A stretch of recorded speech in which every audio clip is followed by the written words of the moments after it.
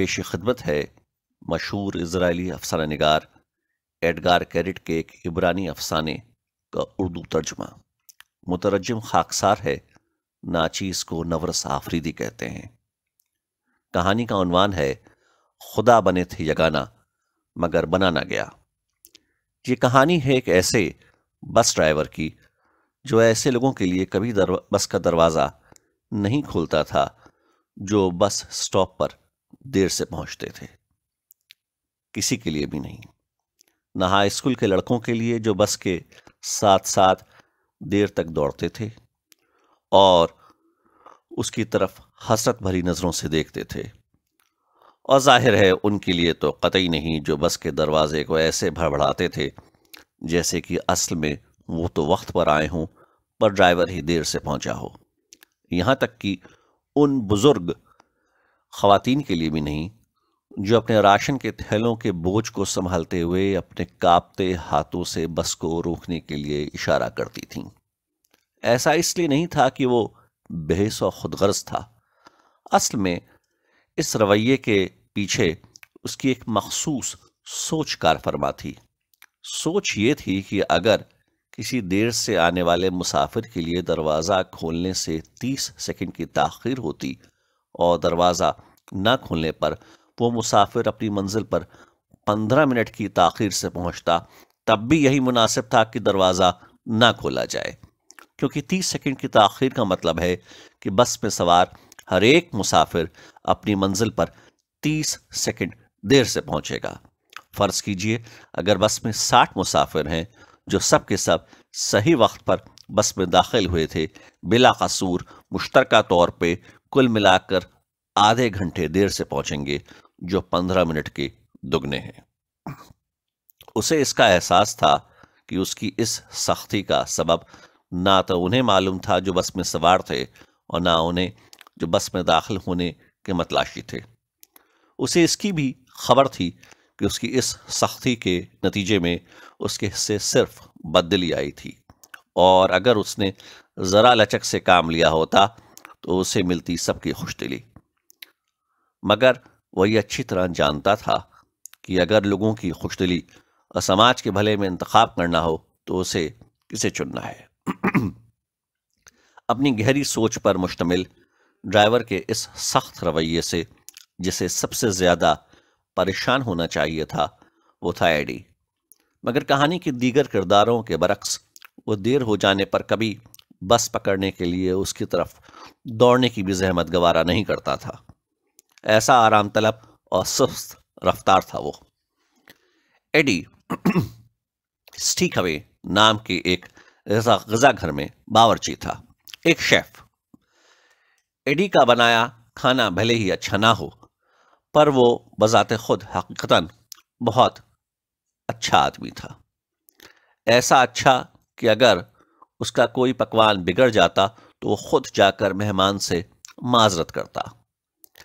ایسی ہی ایک معذرت کے وقت اس کی ملاقات مسرت سے ہوئی، ایک دوشیزہ کے روپ میں، جو اتنی شیریں، ایسی لطیف تھی کہ اس نے اس بگڑے ہوئے پکوان کو پورا ختم کیا جس سے کہ ایڈی کی دل آزاری نہ ہو۔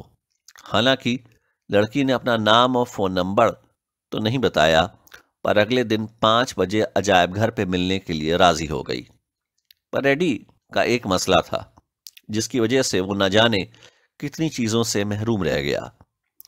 یہ کوئی ایسا مرض نہیں تھا جس کے کارن اسے کسی قسم کی جسمانی تکلیف ہوتی، یہ بیماری تھی نیند کی زیادتی کی۔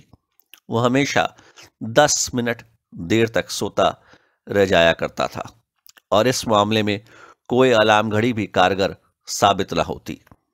اسی وجہ سے وہ ہمیشہ بس سٹاپ پر دیر سے پہنچتا اور پھر کام پر اسے دیر ہو جاتی۔ مگر اس بار چونکہ مسرت کا سوال تھا، اس نے پکا ارادہ کر لیا تھا کہ ہر حالت میں اسے اپنے اس مسئلے پر قابو پانا ہے، اور دوپہر میں سونے کے بجائے اس نے ٹی وی دیکھنے کا فیصلہ کیا۔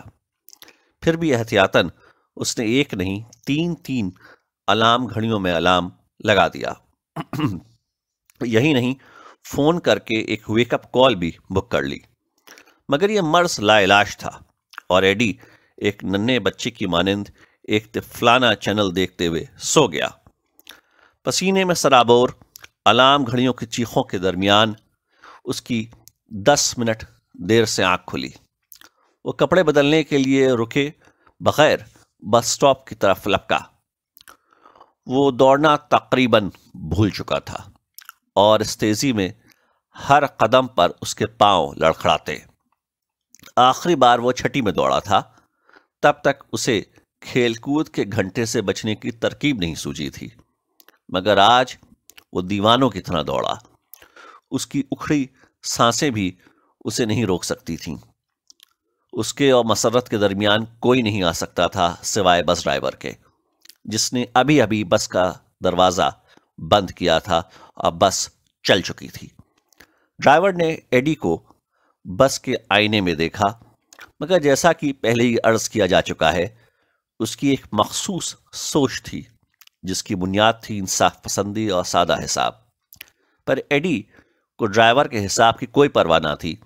وہ زندگی میں پہلی بار حقیقتاً کہیں صحیح وقت پر پہنچنا چاہتا تھا، اسی لیے وہ بس کے پیچھے دوڑتا رہا، حالانکہ اس کا کامیاب ہونا ناممکن تھا۔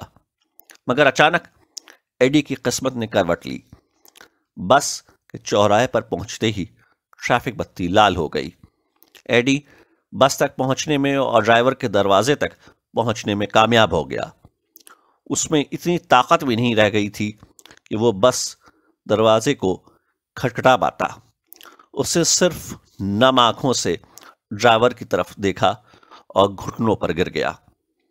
اس منظر نے ڈرائیور کو کچھ یاد دلا دیا، بہت پہلے اس کے ماضی سے، اس سے بھی پہلے سے جب وہ بس ڈرائیور بننا چاہتا تھا، بس وقت کے اس پڑاؤ سے جب وہ خدا بننا چاہتا تھا۔ وہ ایک دردناک یاد تھی، کیونکہ وہ آخر میں خدا نہ بن سکا، مگر باعث مسرت بھی تھی کیونکہ وہ بس ڈرائیور بن گیا، جو اس کی دوسری پسند تھی۔ اور یکایک اسے یاد آیا کہ اس نے قسم لی تھی کہ اگر وہ آخر میں خدا بن گیا تو مہربان ہوگا اور اپنی تمام مخلوقات کی سنے گا۔ تو اس نے جیسے ہی ڈرائیور کی سیٹ کی بلندی سے ایڈی کو گھٹنوں پر دیکھا، اس نے اپنی گہری سوچ اور حساب کے باوجود دروازہ کھول دیا اور ایڈی بس پر چڑھ گیا، پر سانس اتنی اکھڑ چکی تھی کہ وہ شکریہ تک نہ کہہ سکا۔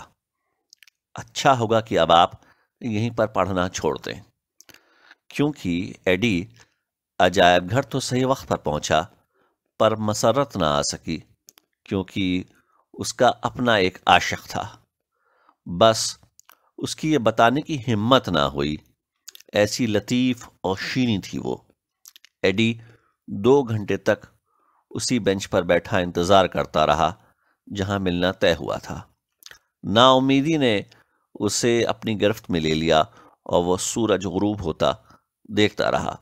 لوٹتے وقت وہ بے قرار تھا گھر پہنچنے کے لیے۔ اس نے کچھ فاصلے پر اپنی بس کو دیکھا۔ وہ جانتا تھا کہ اگر اس میں دوڑنے کی طاقت ہوتی بھی تب بھی وہ بس نہ پکڑ پاتا، اس لیے ہر ایک قدم پر شدید تھکان کے احساس کے ساتھ وہ اپنی چال چلتا رہا۔ جب وہ بس اسٹاپ پر پہنچا تو اس نے محسوس کیا کہ ابھی تک وہاں بس موجود تھی، اس کا انتظار کرتی ہوئی۔ حالانکہ بس کے تمام مسافر چیخ رہے تھے کہ بس چلنا شروع کرے، پر ڈرائیور نے تب تک انتظار کیا جب تک ایڈی بس میں سوار نہ ہو گیا، اور جب بس نے چلنا شروع کیا تب ڈرائیور نے آئینے سے ایڈی کی طرف دیکھ کر دردناک ڈھنگ سے کچھ ایسے پلک جھپکائی کہ یہ پورا تجربہ ایڈی کے لیے قابل برداشت ہو گیا۔